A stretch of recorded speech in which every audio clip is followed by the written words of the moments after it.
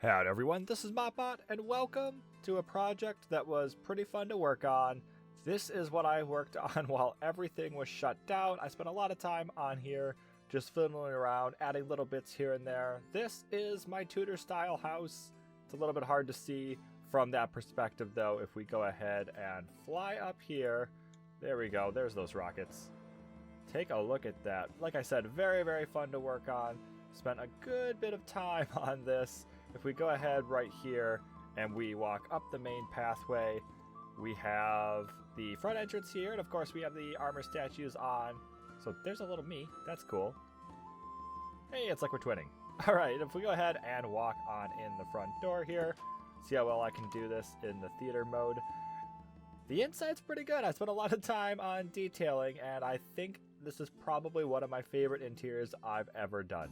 The clock there, and as always you walk straight forward and we have the library here, something I always do. And of course this was all in survival. This was a private server that I played on with a couple of friends. Like I said, well, everything was shut down, so I spent a couple weeks on here just fiddling around, making the best of what I could, and had a lot of fun just kind of stepping away from YouTube for a while and building. The bedroom over here was one of the last things I did, and if we go ahead and walk out the side door here, this is all actually connected. If you look down there, there's where we ended up coming into the build, but of course there's this back entrance as well, so that wraps around to there.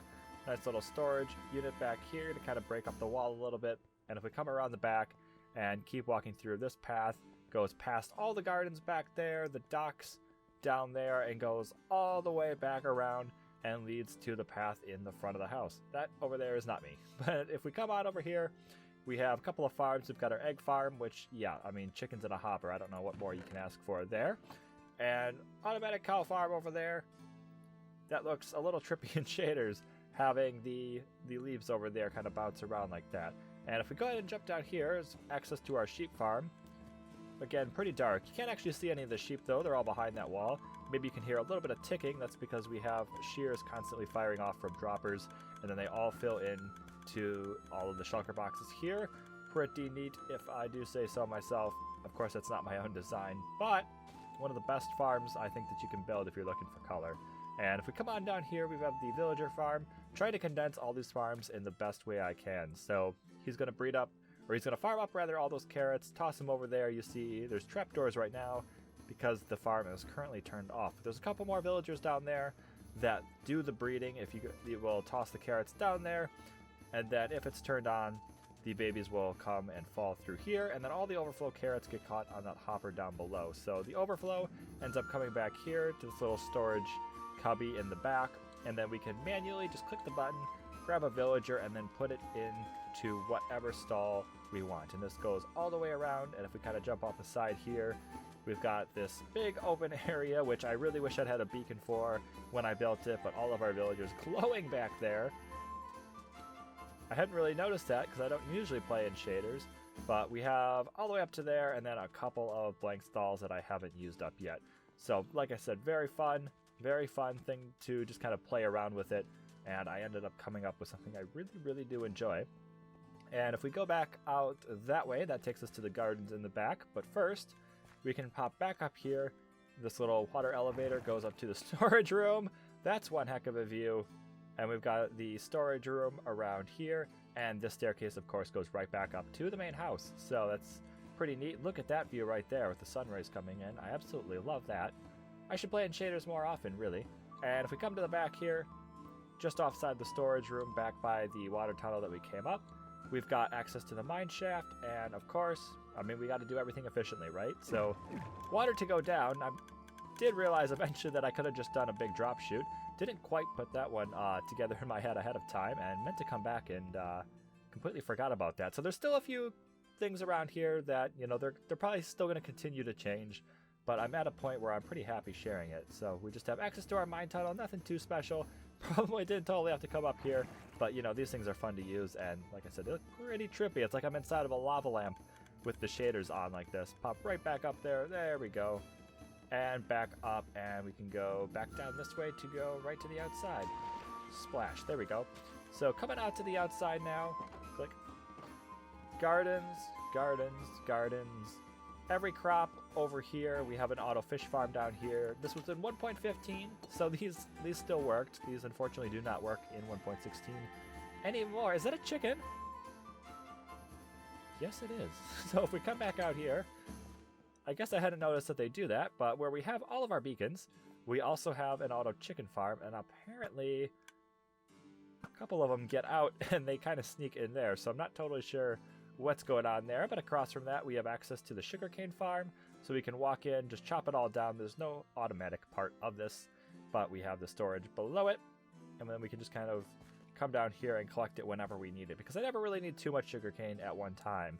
And then a couple of melon and pumpkin towers, rather, something that I always build, and it looks like that's full up. So I don't have any idea what's going on in the back, but I probably need to get through and clean that up. It's probably all messed up now that that's completely full, and loads and loads and loads of pumpkins, of course.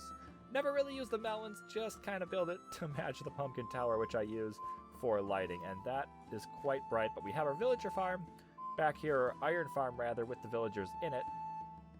So we have villagers back there. The golems are going to spawn on that platform, dump right into lava, and I think I've cleared this out recently because, yeah, there's not a whole lot of iron in it, but, I mean, it's been enough because if you noticed earlier, we were using anvils as fencing, so I've gotten quite a bit from that, really. And if we come back around here, can't forget that. The boat, something I almost never build because I'm never too comfortable doing that. That staircase goes right back up to the path around the build, and then this little bridge comes back here to our docks area. Whole lot going on back here, just a small little area. So this goes right back up to where the sheep farm storage was, and that goes back up to those other couple of farms.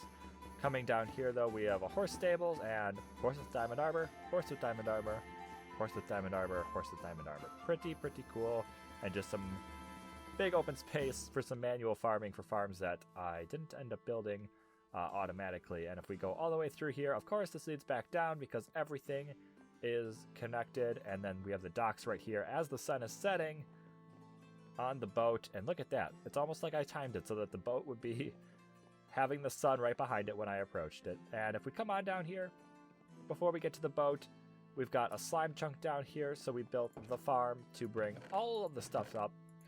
There's a lot of it here, and this is something that just keeps on going because I'm always in this area. It's kind of in a central spot, so it's always loaded, which is pretty cool. And as the night sets here, let's go ahead and hop up on the boat. We get to the edge of the dock here where I eventually plan to build a lighthouse, but of course, nothing doing right now. And look at that, somebody's out there tubing from the front of the boat apparently. But let's go ahead and hop on. Kind of a tricky way to get up. There we go. And we have all of the workers on the boat now. It's nighttime. They're still working apparently. Is that guy out of arms? Nope, he does. Okay, so the armor statues came in handy quite a bit here, and we can even come up to the top here. We've got a little command center, the compass, and the cartography table. Looking out, you can still see the front of the boat, just barely, so you always know what's in front of you. And let's jump back down here because you can go to the bottom side of the boat as well. We're not quite done yet. Here we go, we got the captain's quarters, and yeah, that's pretty cozy. We packed a lot in here. I love doing little things like this, just trying to make these small areas look as nice as possible. And of course, right across from that, we have the barracks with a couple of beds, totally more workers than we do have beds, but this was meant to look kind of shabby and just be, well, basically a barracks, you know, we're just packing people in.